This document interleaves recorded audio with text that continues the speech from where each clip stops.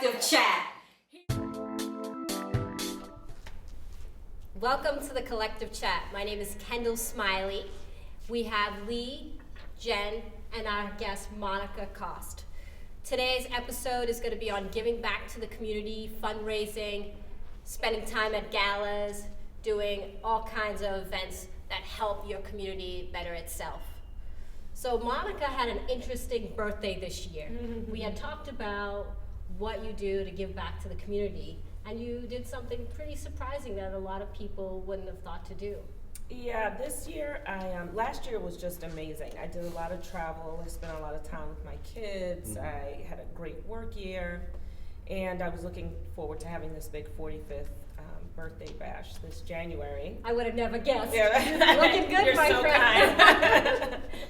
Kind. And so when I thought about planning the party and I was getting the budget together, I started thinking about gratitude and just how grateful I was for the previous year. And I said, wow, that feels selfish to then start this year off taking more. And so there's an organization called the One Family Campaign that's fighting to end family homelessness in Massachusetts. And I've been a part of their program on and off for years. Teaching, I was on the advisory board for a while. And these are women, many of them are survivors of domestic violence. They have children. They have fought for a better life for their families. And now they're all in college. Wow. And so these are women in their, some are in their 20s, but up through 40 something.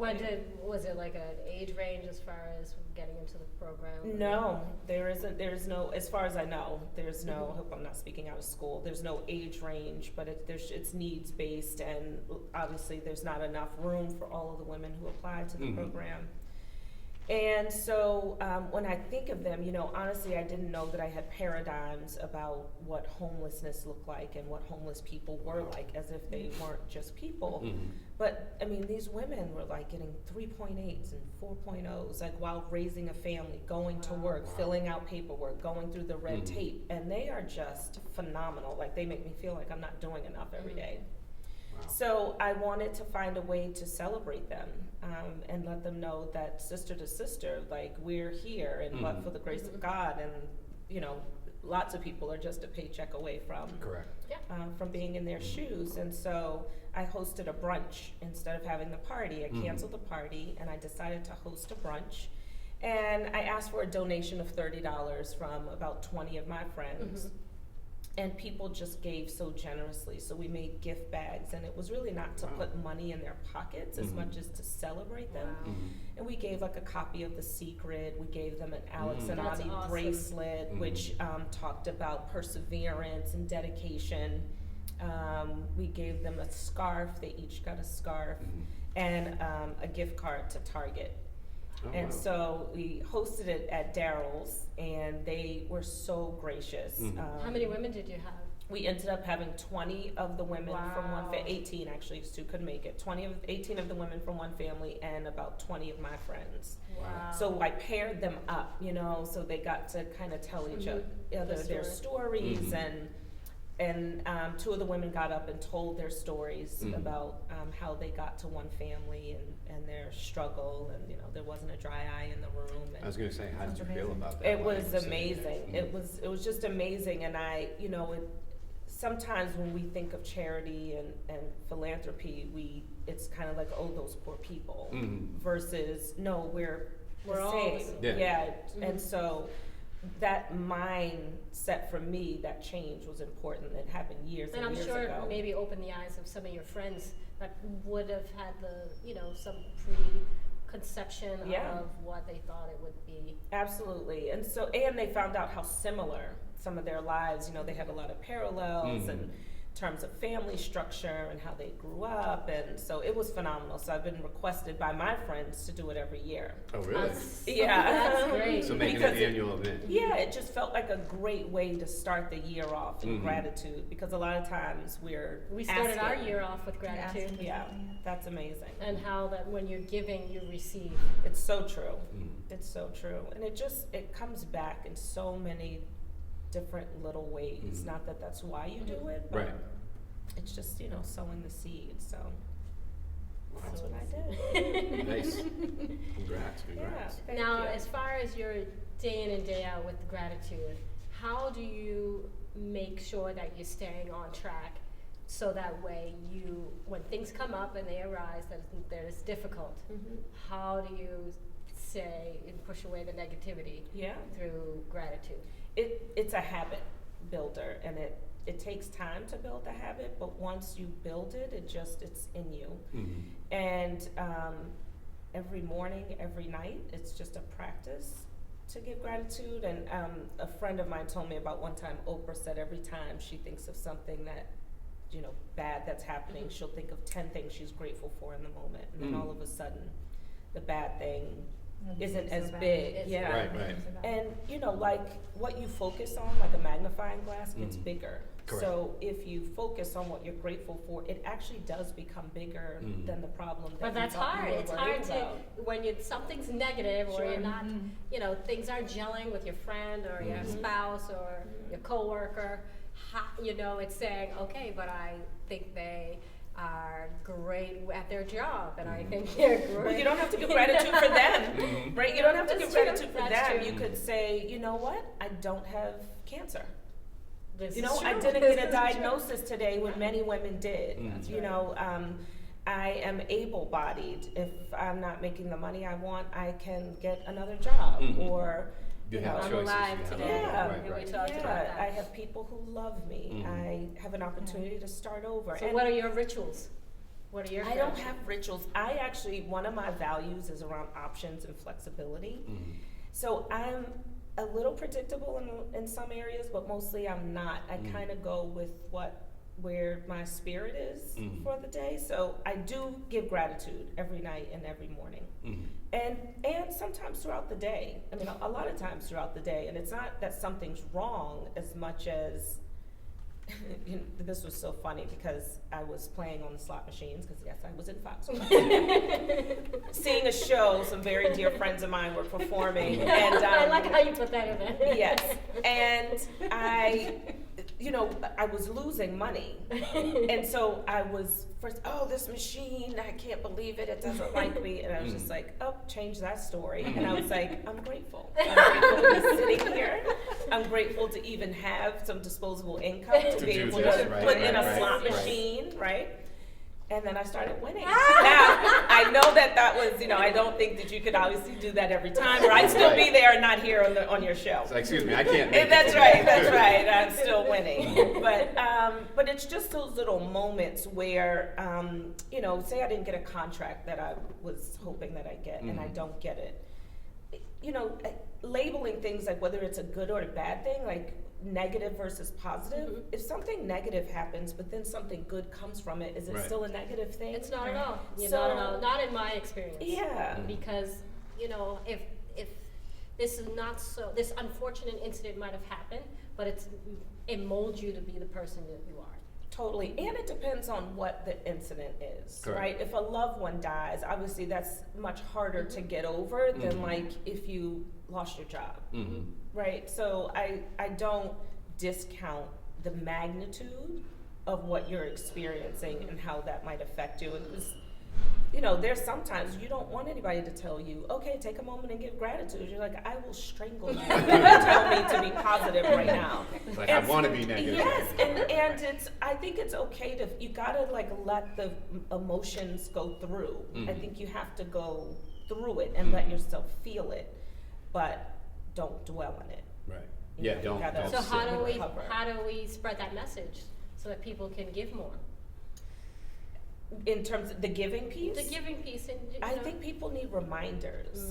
It's so easy, especially in the world we live in, to get caught up in our own world. Correct. And it's not that you don't have a giving heart as much as the opportunity hasn't seemed to come in front of you.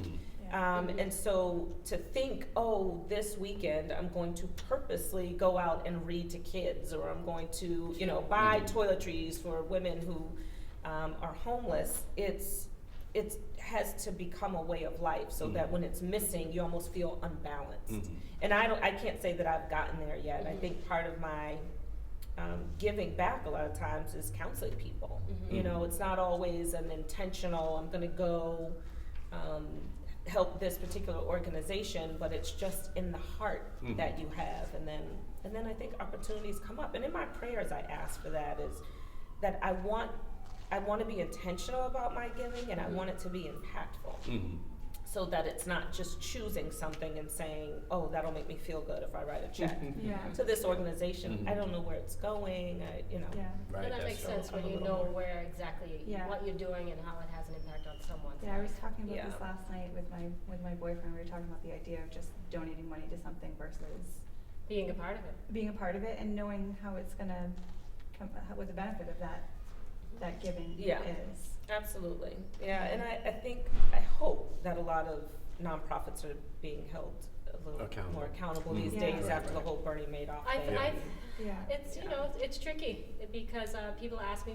I do a lot of volunteer work. Jenn does a lot of volunteer. I rope her into quite a bit of events. You know, we're part of the Making Strides Against Breast Cancer. We're part of the Avon Walk. And people, when it's such a big conglomerate, a company, they don't know if it's going to help this one person get a mammogram. And is it going to help them be able to get a ride to the facility or to the doctor's office? That's right. Because they do provide a lot of services like that for people. They don't know. They don't know where it's going. You know, at least they have a face knowing me that I'm a breast cancer survivor. They have they see it as I know exactly where it's going and how it's helping. You know, and that's how we can get people involved. But if they don't have a connection, then how do we help people to want to give back to the area that they live in to make a better place?